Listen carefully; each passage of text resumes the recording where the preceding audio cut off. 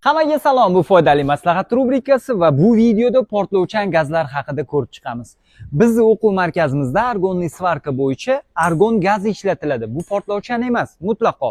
Va pol avtomat uchun ham ishlatiladigan gaz portlovchan emas. O'shaning uchun argonli svarka va pol avtomatda ishlayotganda mutlaqo qo'rqmasanglar bo'ladi.